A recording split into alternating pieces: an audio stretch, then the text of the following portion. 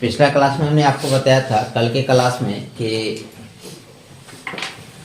Resource क्या होता है। रिसोर्स हमें जो है किस रूप में हमारे लिए लाभदायक है, या तो टेक्नोलॉजिकली होनी चाहिए, या तो कल्चरली होनी चाहिए, या फिर इकोनॉमिकली होनी चाहिए। अगर तीनों रूप से अगर हमें सेटिस्फाइड करता है तो रिसोर्स है, तीनों रूप से अगर हम सेटिस्फाइड नहीं करता है तो फिर रिसोर्स नहीं है। फिर मैंने बताया था कि संसाधन जो है से ब्रह्मांड में उपस्थित हुए सभी वस्तुएं जिस पर हम अधिक समय के लिए निर्भर रहते हैं संसाधन कहलाता है। दूसरा डिफिनेशन मैंने लिखा था कि प्रकृति में उपस्थित हुए सभी वस्तुएं जो मानव की आवश्यकताओं की पूर्ति करे क्या कहलाता है? संसाधन कहलाता है। यहाँ तक क्लास किए थे।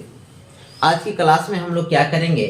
संसाधन का वर्गीकरण करेंगे, बांटेंगे संसाधन को। देखिए, संसाधन का वर्गीकरण निम्न है। संसाधन को मैंने 3 आधार पे बांटा है। ऐसे और आधार होता है लेकिन मैंने 3 को ही लिया है। पहला, उत्पत्ति के आधार पर। किस आधार पर? उत्पत्ति के आधार पर। दूसरा मैंने लिया है उपयोगिता के आधार पर, और तीसरा लिया है विकास के आधार पर। अब उत्पत्ति के आधार पर क्या हुआ? तो जो संसाधन उत्पन्न हुआ है ना, उस आधार पर। उपयोगिता के आधार पर मतलब क्या हुआ? जिसका हम उपयोग करते हैं। और तीसरा विकास के आधार पर। अब विकास के आधार पर क्या हुआ कि जो खास तौर से विकास हो रहा है, जैसे कि आय हम जितना को है, क्या अगर हमारा कुछ मतलब दिन प्रतिदिन जैसे जैसे साल बढ़ रहा है, क्या मेरी एज या हर चीज बढ़ रही है कि उतना ही है? बढ़ रहा है ना। तो जो दिन प्रतिदिन विकास की तरफ बढ़ता चला जाए, वो विकास के, तो पहले चलते उत्पत्ति के आधार पर। तो उत्पत्ति के आधार पर संसाधन 2 प्रकार के होता है, एक जैव संसाधन और दूसरा अजैव संसाधन। एक होता है आपका जैव संसाधन और एक होता है आपका अजैव संसाधन। अब जैव संसाधन क्या होता है? तो वैसा संसाधन जिसमें जीवन हो, वैसा संसाधन जिसमें जीवन हो आपका जैव संसाधन कहलाता है। जैसे कि वनस्पति जीवन है कि नहीं है? फिर वनस्पति, मनुष्य,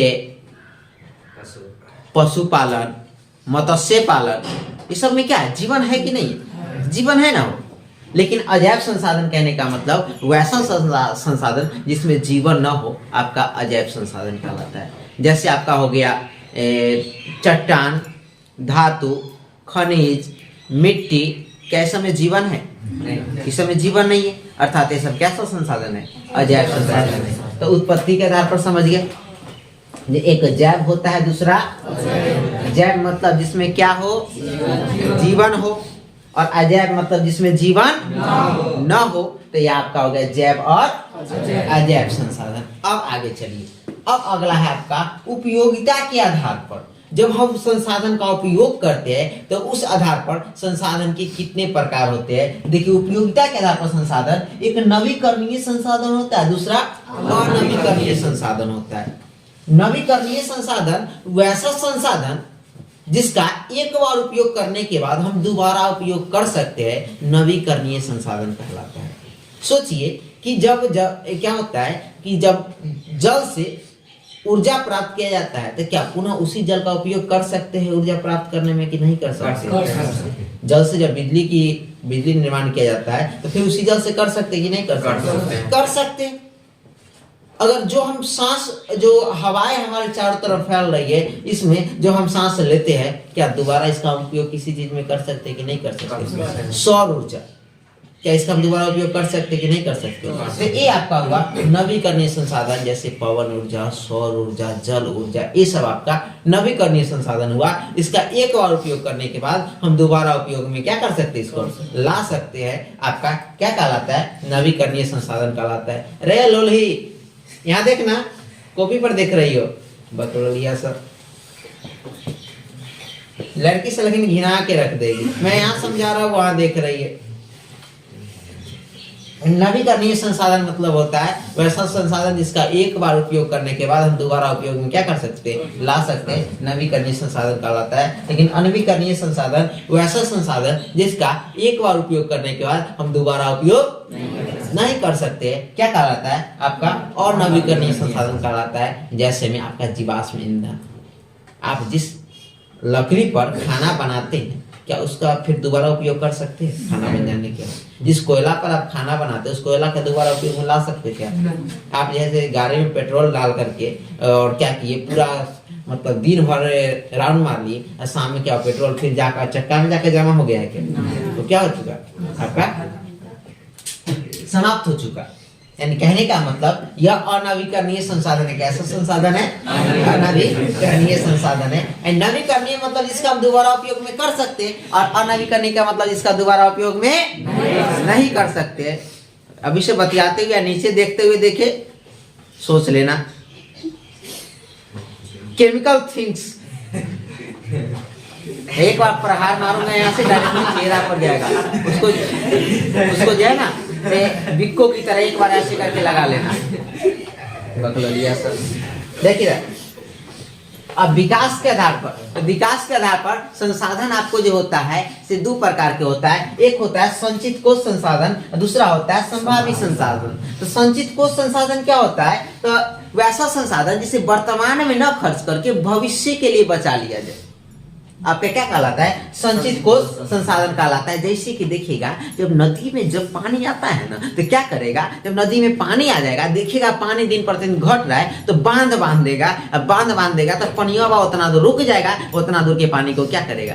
मतलब मछली पालन में, कृषि में, मवेशियों को नहाने में या अन्य नाना प्रकार के कार्य में क्या करते हैं। तो यानी वर्तमान में ना खर्च करके भविष्य के लिए बचा लिया, तो वो आपका संचित कोष संसाधन हो गया। और संभावित संसाधन, संभावित मतलब होता है संभावना,